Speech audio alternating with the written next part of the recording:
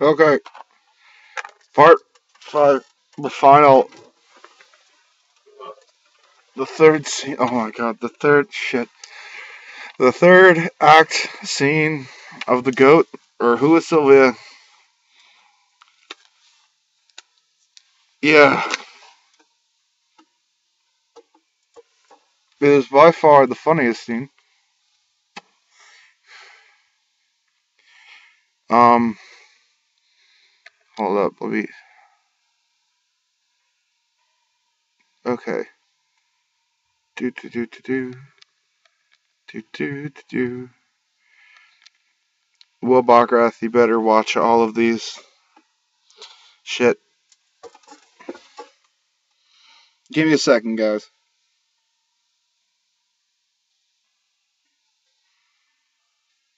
Okay. Oh Christ. Wait, let me walk around and see how drunk I am.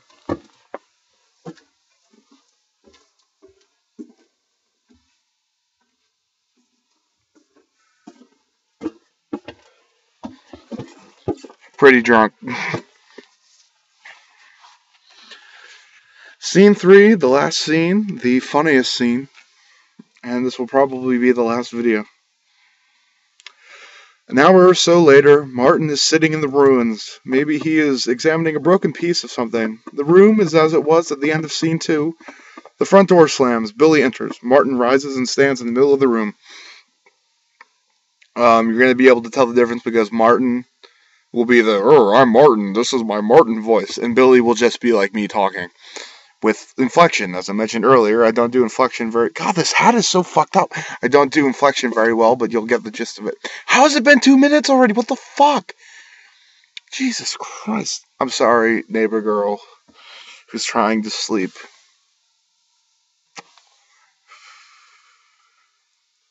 I forget her name. I went to school with her. Scene 3. Wow. Yes. Wow. You guys really had it out, huh? Oh, yes. Where is she? Who? My mother. Where is my mother? Where is my mother? Not mother. Where's mother? Not that, but where is my mother? Whatever. Where is she? Where is my mother? Where is she? What did you do? Kill her? Yes, I think so. What? Stop. No, I did not kill her. Of course not, but I think I might as well have. I think we've killed each other. Where is she? I don't know. What do you mean you don't? She left. What do you mean she left? Where? Stop asking me what I mean. She said what she wanted to say, she finished, and she left. She slammed the front door and left. I assume she drove somewhere. Yeah, the wagon's gone. Where is she?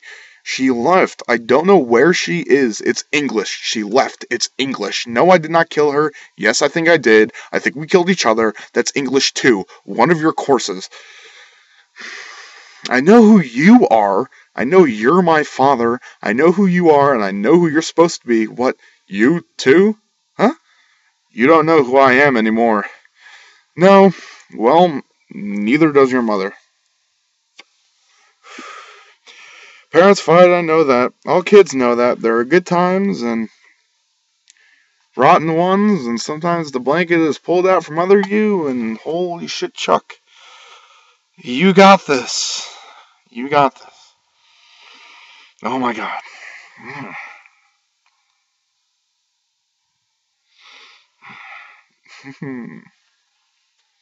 You're mixing your metaphors. What? Never mind. Probably not the best time to bring it up. You were saying there are good times and rotten ones? Yes. Thanks. Welcome. But sometimes the whatever is pulled out from under you.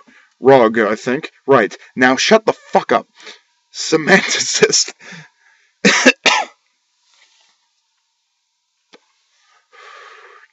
Very good. Where did you learn that? I go to a good school, remember? Yes, but still, I said shut the fuck up. Right. There are good times and there are rotten ones. There are times we are so deep in content and happiness that we think we'll probably drown in it, but we won't mind. There are some of those, not too many. There are times we don't know what the fuck's going on. To us, with us, about us. And that's most of the time. I'm talking about us so-called adolescents.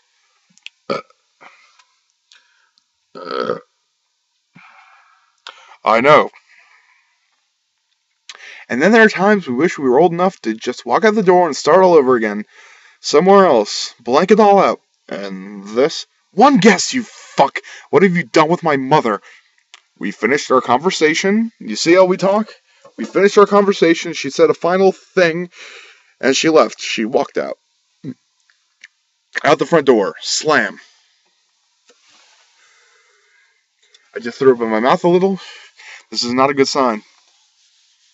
It's fucking cold. I can't feel my feet. What the fuck am I doing right now?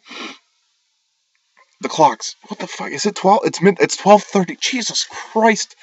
Chuck, what the fuck are you doing? And then there are times we wish we were old enough to just walk out the door and start all over again somewhere else. Blank it all out. And this? What have you done with my mother? We finished our conversation. You see how we talk. We finished our conversation, and she said a final thing, and she left. She walked out the front door. Slam. How long ago? An hour? Maybe more, maybe 2. I'm not very good at time and stuff right now. 2 hours? And you haven't... What? Called the police? Oh, officer, help me. My wife just found out I've been doing it with livestock, and she's run off. And can you help me find her? What? Take off after her? She's a grown woman. She could be having her hair done for all I know. What did she say to you? Oh, quite a few things. When she left. What did she say when she left? Something about bringing me down or whatever. Be specific. Well, it's hard to be specific. We were very busy after all, and exactly what she said, and now you have brought me down, and I will bring you down with me. What does that mean? No one's ever brought you down? No, I suppose not. Not yet. It means what it says, that you have done to me what cannot be undone, and you won't get away with it. Billy stands for a moment, then spontaneously cries for little stops. I see. You destroy me, I destroy you. Yes, I see. Then there's no point in setting all this right. It looks pretty awful, doesn't it? Let's do it anyway. Set the stage for the next round? What next round? It's all behind me, isn't it? Everything. All hope, all salvation. Dead end, rock bottom, out with the garbage, flushed down the toilet, ground up, spit out over the edge with heavy weights, down, sunk, whatever. All hope, everything, gone, right? Whatever. What is it going to be then, divorce? I don't know, Billy. I don't know that there are any rules for where we are. Beyond all the rules, eh? I think so. I wouldn't know. I guess I've never been in love. Yet, I mean. Oh, lots of crushes and all. Only twice for me. Your mother and Sylvia. You're really holding on to this, aren't you? To this goat. This big love affair. It's true. Grow up! Is it that? Help me with this. Thanks. Martin just righted a chair up, and Billy helped him. Fuck, dude. Get a hold of yourself. Gru, you got this. 2013, you're the Gru. Billy, anytime.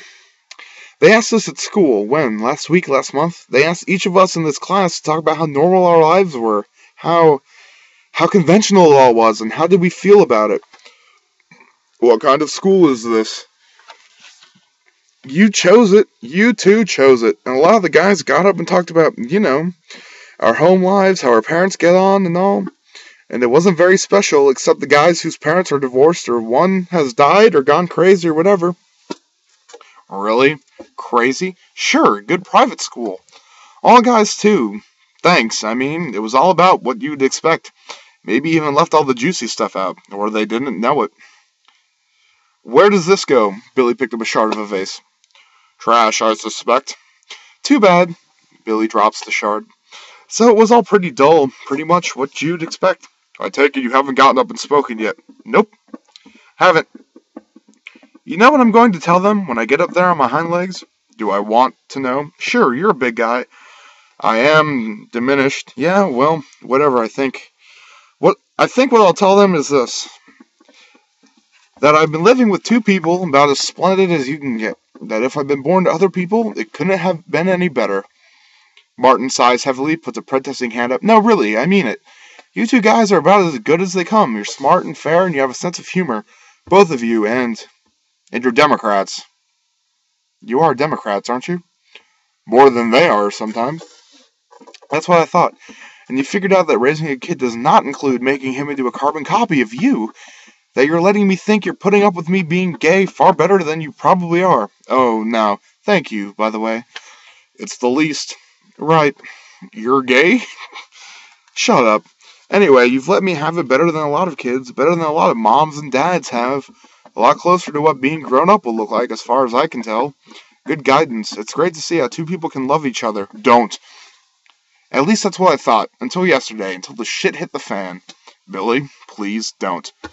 Until the shit hit the fan, and the talk I was going to do at school became history. What will I say now? Goodness me, the good ship Lollipop has gone and sunk. What will I say? Well, let's see. I came home yesterday and everything had been great. Absolutely normal, therefore great. Great parents, great house, great trees, great cars, you know, the old great. But then today I came home, and what do I find? I find my great mom and my great dad talking about a letter from my great good friend Ross. Fuck Ross.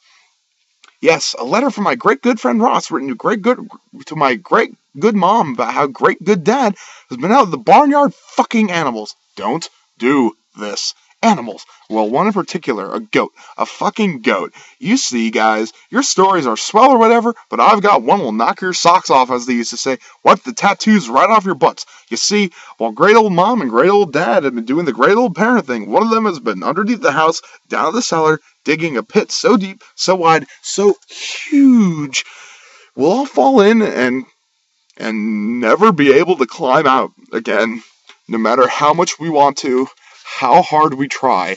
And you see, kids, fellow students, you see, I love these people. I love the man who's been down there digging when he's not giving it to a goat. I love this man. I love him. I love him. Wraps his arms around Martin, who doesn't know what to do. Starts kissing Martin on the hands, then on the neck, crying the while. Then it turns. Or does it? And he kisses Martin full on the mouth. A deep, sobbing, sexual kiss. Ross has entered. Stands watching. Martin tries to disengage from Billy, but Billy moans, holds on. Finally, Martin shoves him away. Billy stands there, still sobbing, arms around nothing. They have not seen Ross. Martin, don't do that. Billy, I love you. Sure you do. You faggot? You faggot? That's not what I was going to say. Dad, I love you. Hold me, please. Shh, shh, shh. Now, I'm sorry, I didn't mean to. No, it's all right. Here, let me hold you.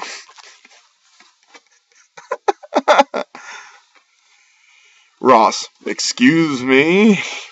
I'm sorry, I didn't mean to interrupt your little... What, see a man and his son kissing?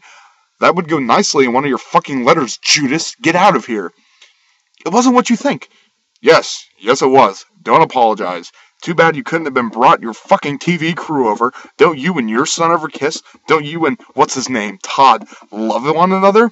Ross, not that way. Martin, that way? What way? This boy is hurt. What the fuck do you want? Oh my god. Whoop! Thank you, Will.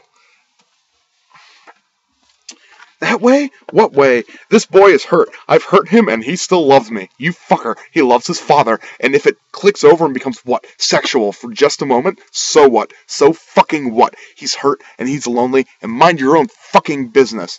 Ross, you're sicker than I thought. Martin, no, I'm hysterical. Billy, it did. It clicked over and you were just another... It's alright. Another man. I get confused. Sex and love, loving and... Billy to Ross, I probably do want to sleep with him. I want to sleep with everyone. Martin, it's alright, Billy. Except you, probably. Ross, Jesus, sick. What is it, contagious? Billy, what is what? Martin, there was a man told me once, a friend, we went to the same gym. He told me he had his kid on his lap one day. Not even old enough to be a boy or a girl. A baby. And he had it on his lap. And it was gurgling at him, and making giggly sounds, and he had it with his arms around it in his lap, shifting it a little from side to side to make it happier, to make it giggle more, and at once he realized he was getting hard. Ross. Jesus! Billy. Oh my God! Martin.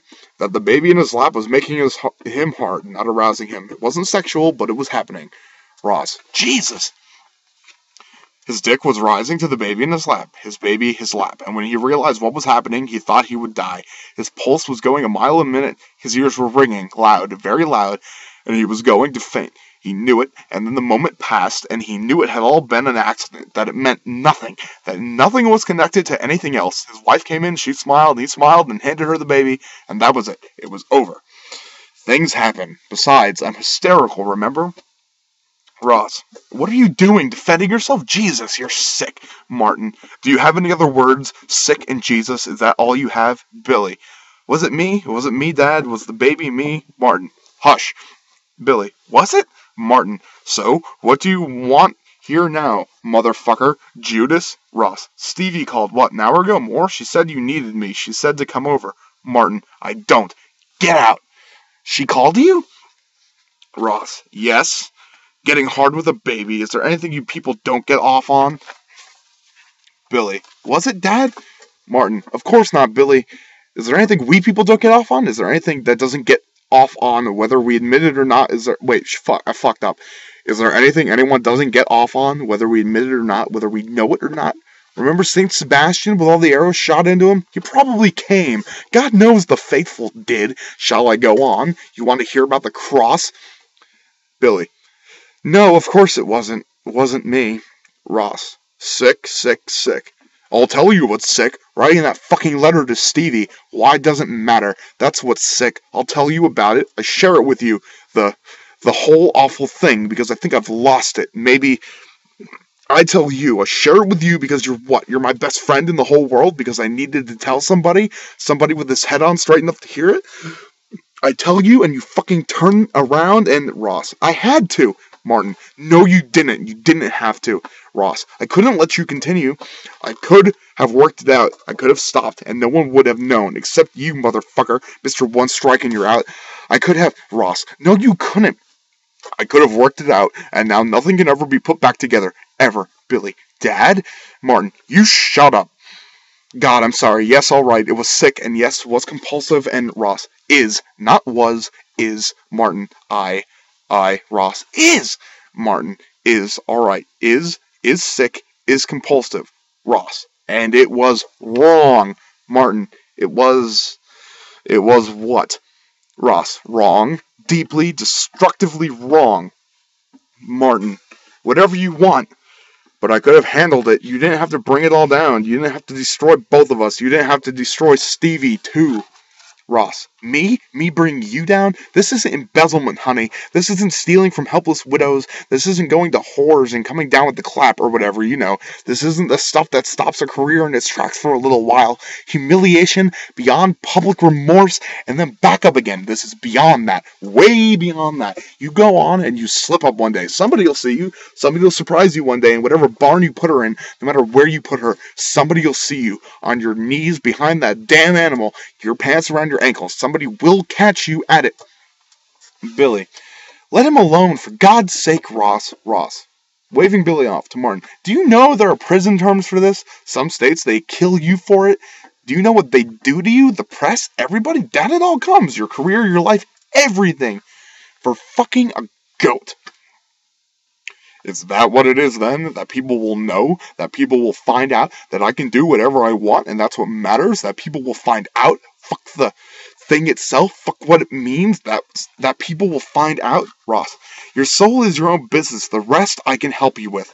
Martin. Of course it's my business, and clearly you don't have one. Ross. Oh? Martin. So that's what it comes down to, eh? What we can't get away with? Ross. Sure. Martin. Oh, thank God. It's so simple. I thought it had to do with love and loss. It's only about getting by. Well, Stevie and I have been wrestling with the wrong angel. When she comes back, if she comes back, I'll have to set her straight about what matters.